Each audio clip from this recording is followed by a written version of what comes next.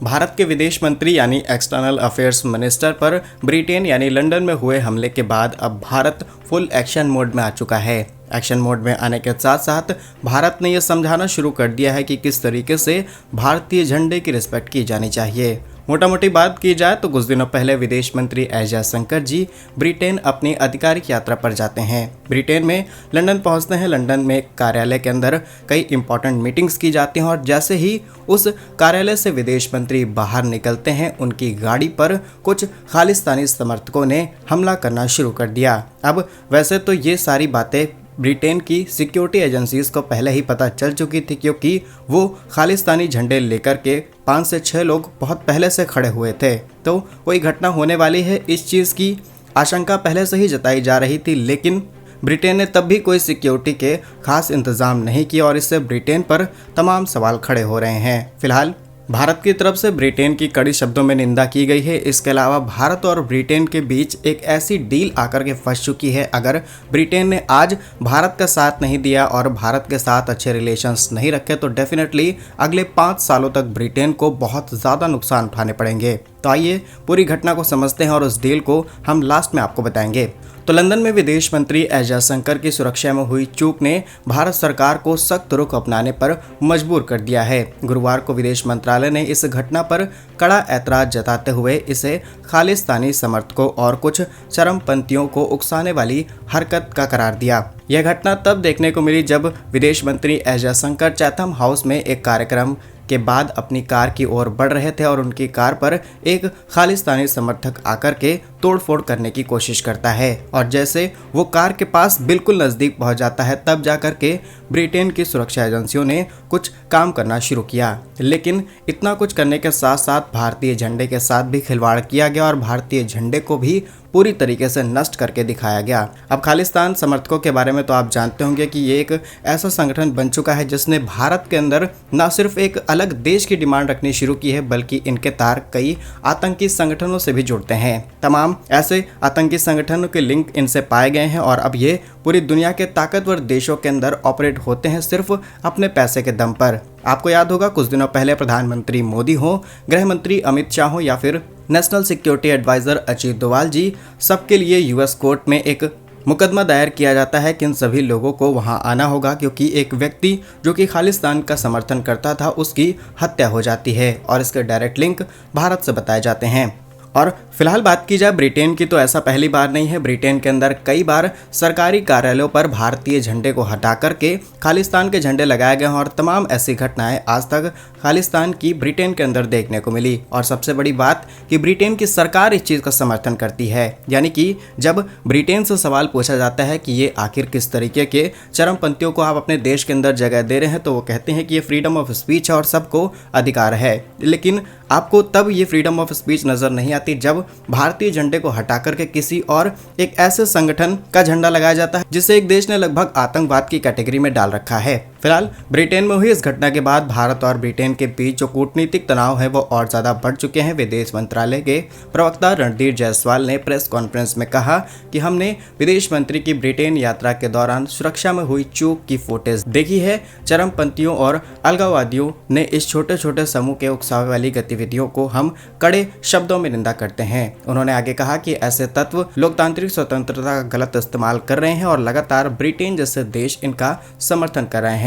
लेकिन भारत के किसी मंत्री या फिर विदेश मंत्री पर हुए इस हमले को भारत बर्दाश्त नहीं करेगा और ब्रिटिश सरकार से इस मामले की पूरी जांच की जाए। इसके अलावा दोनों देशों के बीच किस तरीके से कूटनैतिक दायित्वों को पूरा किया जाए, इसकी भी बात की गई है। साथ ही विदेश मंत्रालय ने बयान जारी करते हुए बताया कि भारत और ब्रिटेन के बीच जो हुआ इसे तो सॉल्व किया जाना चाहिए, लेकिन फ्यूचर में ऐसी कोई घटनाएं भारत और ब्रिटेन के बीच ना हो, इसकी सिक्योरिटी और इंश्योरिटी ब्रिटेन को लेनी पड़ेगी। चलिए समझते हैं कि भारत और ब्रिटेन के बीच इस समय रिलेशन कैसे हैं, कैसे बिजनेस दोनों देश कर रहे हैं और कैसे आगे चल के नुकसान हो सकता है। तो फरवरी 2025 तक की रिपोर्ट के मुताबिक दोनों देशों के बीच में करीब 40.9 बिलियन यूरोज का ट्रेड किया जाता है। यूके यूके हमारे लिए 11th लार्जेस्ट ट्रेडिंग पार्टनर है और यूके हमें बहुत ज़्यादा चीज़ें नहीं बल्कि कुछ अल्कोहल से जुड़ी हुई चीज़ें एक्सपोर्ट करता है, लेकिन भारत ब्रिटेन को टेक्सटाइल, फार्मास्यूटिकल, एग्रीकल्चर और ऐसे रिलेटेड तमाम चीज़ें एक्सपोर्ट करता है। यानी कि ब्रिटेन बहुत ज़्यादा चीज़ें भारत से इंपोर्ट कराता है। लेकिन सबसे बड़ी बात कि मेडिसिन मार्केट में भारत को किंग कहा ऐसे ही नहीं जाता, क्योंकि भारत कम कीमत पर अच्छी क्वालिटी की दवाइयां बना करके ब्रिटेन को एक्सपोर्ट करता है और इससे ब्रिटेन के लोगों को काफी ज्यादा हेल्प मिलती है। सिर्फ ब्रिटेन ही नहीं बल्कि पूरी दुनिया में भारत ये चीजें एक्सपोर्ट करते हुए काफी ज्यादा ब्रिटेन की मदद कर रहा है। और आज ब्रिटेन सॉफ्टवेयर टेक्नोलॉजी, आईटी या फिर डिफेंस सेक्टर में जिस सॉफ्टवेयर टेक्नोलॉजी के दम पर उछलता है, इसमें भी आईटी सर्विसेज भारत की तरफ से एक्सपोर्ट की जाती हैं। और सबसे ज़रूरी मुद्दा जिस पर भारत और ब्रिटेन की बहुत बुरी लड़ाई हो सकती है और इससे ब्रिटेन को अगले 5 सालों तक नुकसान उठाना पड़ सकता है। अब इस वीडियो के बहुत इंपॉर्टेंट हिस्से को हम शुरू कर रहे हैं, तो ज़रा ध्यान से सुनिए। असल में साल 2022 में भारत और ब्रिटेन FTA, जिसे हम फ्री ट्रेड एग्रीमेंट कहते हैं, इसको साइन करने की बात कही। इसका मतलब ये है कि दोनों देश एक दूसरे के साथ फ्री ट्रेड करेंगे। हम जो टैरिफ ट्रम्प की तरफ से लगाए जा रहे हैं, इस तरीके का कोई टैरिफ ब्रिटेन पर लागू नहीं होगा और सेम कोई प्रोडक्ट ब्रिटेन से भारत के अंदर आएगा तो उस पर भी हम किसी भी तरीके का टैरिफ नहीं लगाएंगे। यानी कि दोनों देश बिना किसी टैरिफ के एक दूसरे को चीज़ें एक्सपोर्ट कर पाएंगे। और ब्रिटेन के साथ हमारी कई न्यूक्लियर डील साइन हुई हैं, जिसमें न्यूक्लियर का इस्तेमाल करते हुए पावर जनरेशन को लेकर के भारत काफ़ी ज़्यादा फोकस था और इसी एक रीज़न की वजह से हम FTA को आगे बढ़ाना शुरू कर चुके थे। लेकिन अब तक 13 से 22 राउंड हो चुके हैं इस FTA के नेगोशिएशंस को लेकर के और बात नहीं बन पाई। असल में ब्रिटेन चाहता है कि भारत इन्हें फुली छूट दे दे, लेकिन भारत ऐसा नहीं कर सकता, क्योंकि ब्रिटेन की तमाम कंपनियों को अगर पूरी खुली छूट मिल जाएगी भारत में एंट्री की, तो डेफिनेटली इससे भारत की डोमेस्टिक कंपनियों को नुकसान होगा।